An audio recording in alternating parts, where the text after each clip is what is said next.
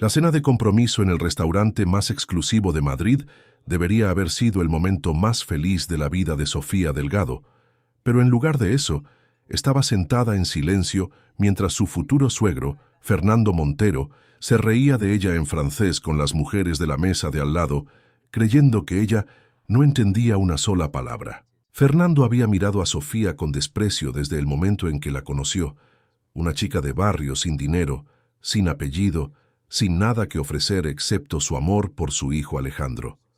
Pero en público siempre había sido educado, siempre había guardado las apariencias, hasta esa noche, cuando se inclinó hacia las dos mujeres elegantes de la mesa contigua y les dijo en perfecto francés que su hijo se iba a casar con una pobre, una don nadie, una cazafortunas que había engañado a su heredero con una cara bonita y un vestido prestado.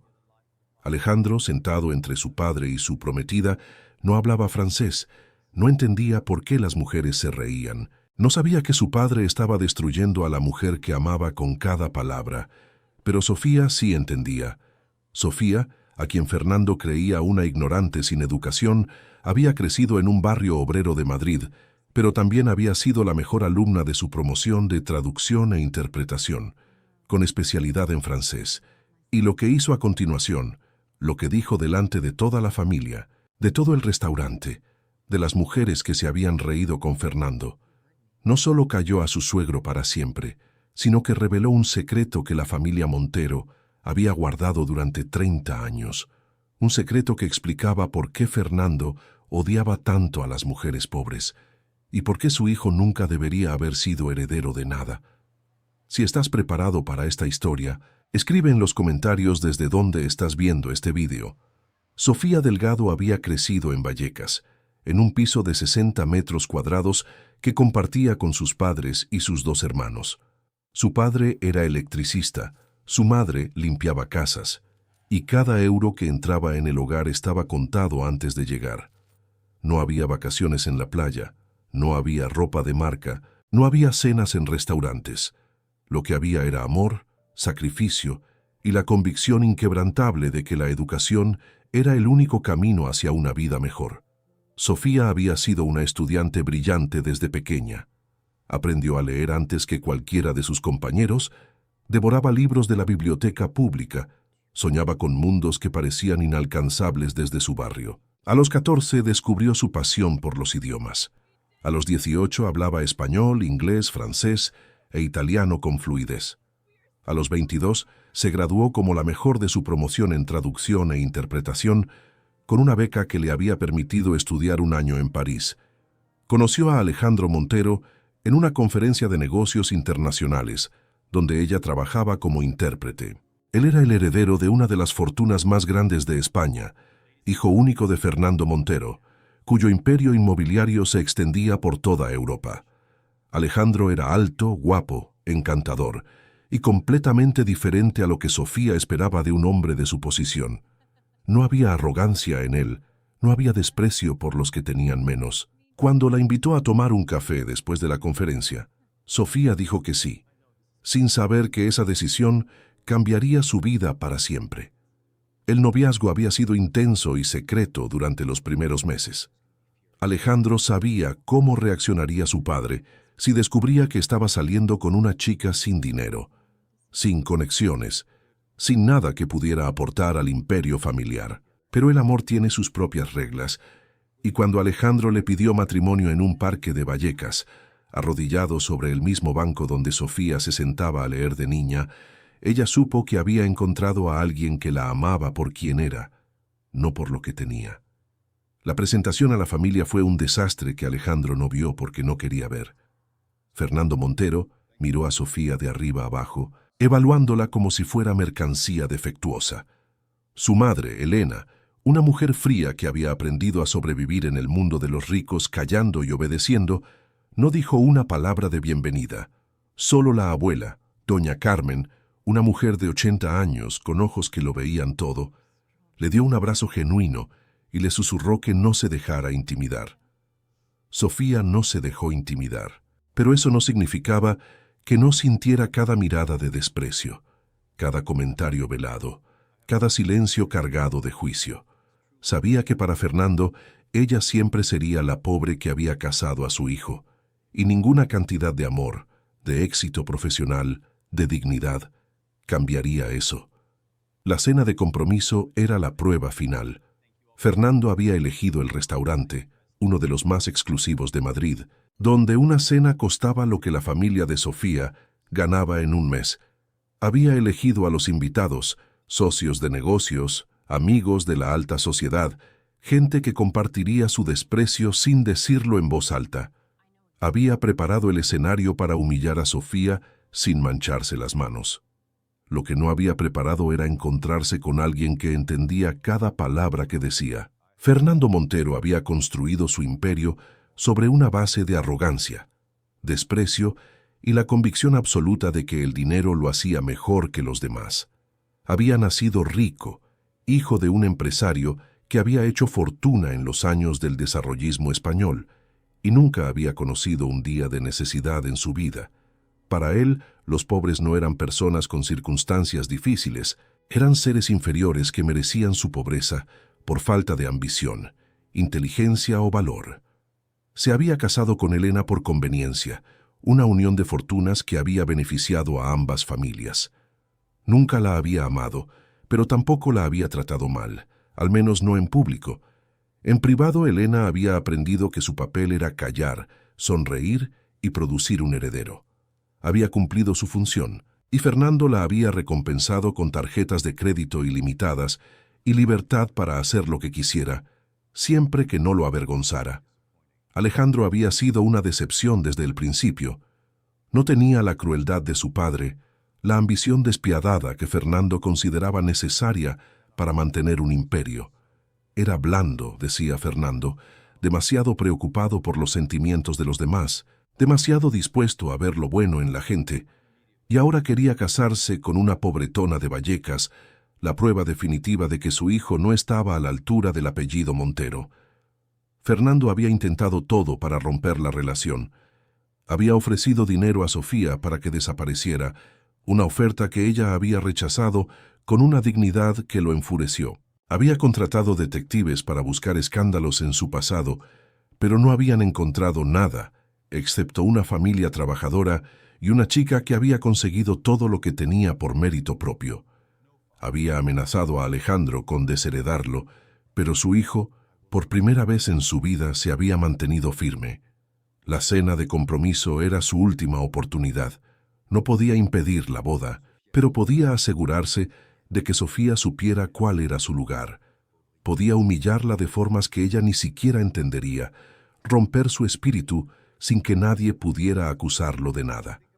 Cuando vio a las dos mujeres en la mesa de al lado, conocidas de la alta sociedad parisina que hablaban francés entre ellas, Fernando vio su oportunidad. Se inclinó hacia ellas con su sonrisa de tiburón y comenzó a hablar en el francés impecable que había aprendido en internados suizos, seguro de que nadie en su mesa entendía una palabra. Habló de Sofía como si fuera basura. Dijo que era una cazafortunas, una trepadora social, una pobretona sin clase que había seducido a su estúpido hijo con el único activo que tenía, su cuerpo. Dijo que el vestido que llevaba probablemente era prestado, que sus padres probablemente vivían en una chabola, que probablemente no sabía ni usar los cubiertos correctos. Las mujeres se rieron, encantadas con el espectáculo de crueldad que Fernando les ofrecía. Alejandro, sentado al lado de Sofía, no entendía francés. Veía a su padre hablando animadamente con las mujeres de la mesa contigua, las veía reír y no sospechaba nada. Sofía tomó su mano por debajo del mantel y él la apretó con cariño, sin saber que ella estaba conteniendo las lágrimas de rabia. Porque Sofía entendía cada palabra. Sofía escuchó en silencio durante 5 minutos que parecieron una eternidad. Cada palabra de Fernando era una daga, no por lo que decía de ella, sino por lo que revelaba sobre el hombre que sería su suegro, sobre la familia a la que estaba a punto de entrar, sobre el desprecio que tendría que soportar el resto de su vida. Pensó en irse, pensó en levantarse, dejar el anillo sobre la mesa y volver a Vallecas, al mundo donde la gente no se medía por el tamaño de sus cuentas bancarias, sino por la bondad de sus corazones. Pensó en proteger a Alejandro de la verdad sobre su padre, en inventar una excusa, en desaparecer de su vida antes de que las cosas se pusieran peores. Pero entonces Fernando dijo algo que lo cambió todo. Todavía en francés, todavía creyendo que nadie lo entendía, le contó a las mujeres la verdadera razón por la que odiaba tanto a las mujeres pobres. Le contó la historia de su juventud, de cuando tenía 22 años y se enamoró de una camarera de un pueblo de Galicia. Le contó que la había dejado embarazada, que ella había tenido un hijo, que Fernando había pagado para que desapareciera y nunca había vuelto a hablar de ello. Le contó, riendo, que aquel hijo probablemente seguía en algún pueblo miserable, sin saber que su padre era uno de los hombres más ricos de España. Sofía dejó de respirar. ¿Te está gustando esta historia? Deja un like y suscríbete al canal. Ahora, continuamos con el vídeo. La mesa parecía girar a su alrededor. Miró a Alejandro, que seguía ajeno a todo, y luego a Elena, la madre de Alejandro, que estaba mirando a Fernando con una expresión que Sofía no había visto antes: odio puro. Elena también hablaba francés. Elena había escuchado cada palabra, y la forma en que apretaba la servilleta entre sus manos decía que esta no era la primera vez que escuchaba esta historia, pero sí era la primera vez que la escuchaba contar así, como un chiste, como una anécdota divertida de juventud. Sofía entendió entonces que no era la única víctima de Fernando Montero, que había otras, incluyendo la mujer que había pasado 30 años de su vida casada con él, y decidió que era hora de que alguien dijera la verdad. Sofía se levantó de su silla con una calma que sorprendió incluso a ella misma. El restaurante pareció detenerse. Las conversaciones bajaron de volumen. Los camareros se quedaron inmóviles. Había algo en su postura, en su expresión, que comandaba atención. Miró directamente a Fernando, que seguía sonriendo, todavía sin sospechar nada, y entonces habló en francés, en el francés perfecto que había aprendido en París, en el francés que había perfeccionado traduciendo novelas y películas, en el francés que Fernando nunca habría imaginado que ella conocía. Le dijo que había escuchado cada palabra, cada insulto, cada mentira, cada crueldad que había vertido sobre ella durante los últimos 5 minutos. El rostro de Fernando perdió todo color. Las mujeres de la mesa contigua dejaron de sonreír. Alejandro, sin entender las palabras pero entendiendo el tono, se levantó junto a Sofía, confundido pero leal. Sofía continuó en francés, para que las mujeres que se habían reído pudieran entender exactamente lo que decía. Les dijo que sí, era pobre, que había crecido en un barrio obrero, que sus padres no tenían dinero, que su vestido no costaba lo que Fernando gastaba en una botella de vino, pero que también era licenciada con matrícula de honor, que hablaba 4 idiomas, que había trabajado desde los 16 años para llegar donde estaba, y que todo lo que tenía lo había conseguido con su propio esfuerzo, no heredando de un padre que compraba el silencio de mujeres a las que había embarazado. El silencio en el restaurante era absoluto. Fernando intentó interrumpir, pero Sofía levantó una mano y él, por primera vez en su vida, se quedó callado.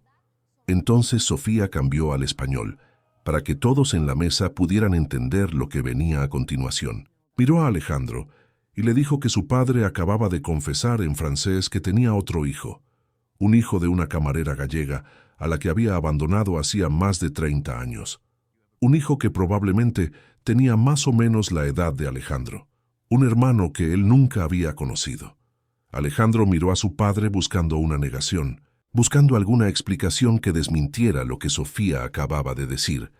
Pero Fernando no negó nada, solo se quedó sentado, paralizado, mientras su mundo perfecto se derrumbaba a su alrededor. Lo que siguió fue un caos que nadie había anticipado. Elena, la esposa silenciosa que había pasado 30 años callando, se levantó y confirmó la historia.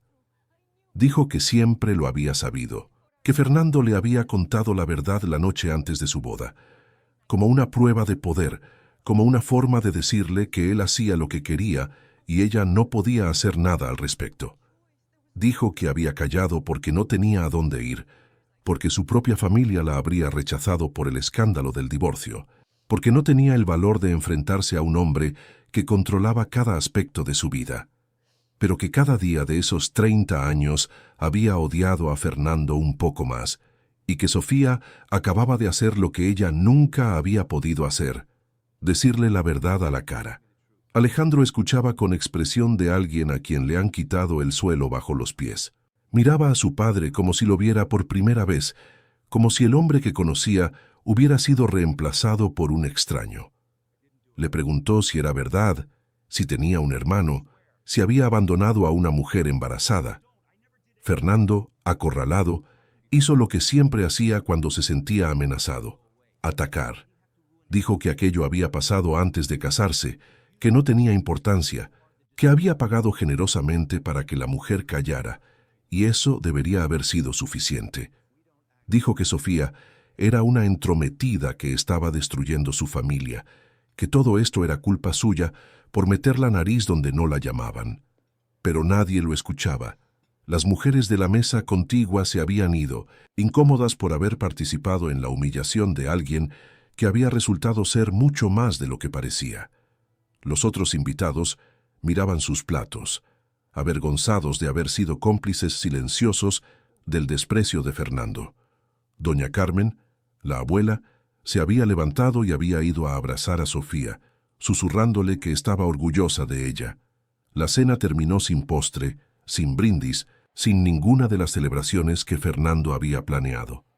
Los invitados se fueron uno a uno, murmurando excusas, dejando a la familia Montero sola con sus secretos expuestos. Alejandro tomó la mano de Sofía y la sacó del restaurante sin decir una palabra a su padre. No sabía qué decir. No sabía cómo procesar lo que acababa de descubrir sobre el hombre que lo había criado. Los meses siguientes fueron un terremoto para la familia Montero. Elena pidió el divorcio, el primero en la historia de una familia que se enorgullecía de las apariencias. Con la ayuda de abogados que Sofía encontró a través de sus contactos profesionales, consiguió un acuerdo que le daba independencia financiera por primera vez en su vida. Alejandro contrató detectives para buscar a su medio hermano. Lo encontraron en un pueblo de la costa de Lugo, un hombre llamado Pablo que tenía 34 años, que trabajaba como pescador, que se parecía tanto a Alejandro que era imposible negar la conexión. Pablo había crecido sabiendo que su padre era un hombre rico que lo había abandonado, pero nunca había tenido los medios ni el deseo de buscarlo.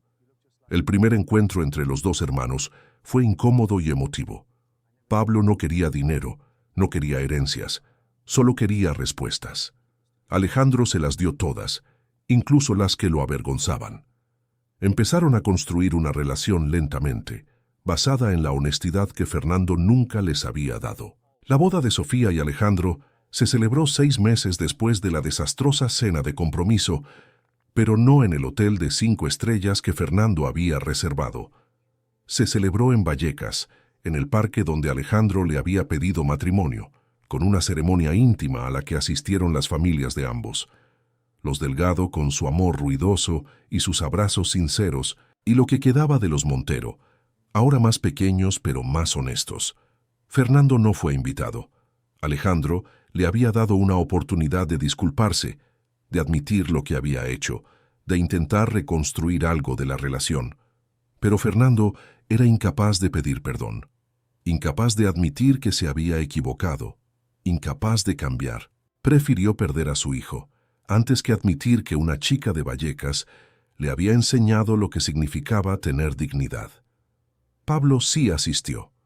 Sofía lo sentó en primera fila, junto a Elena y doña Carmen, las dos mujeres que finalmente habían encontrado el valor de ser quienes realmente eran.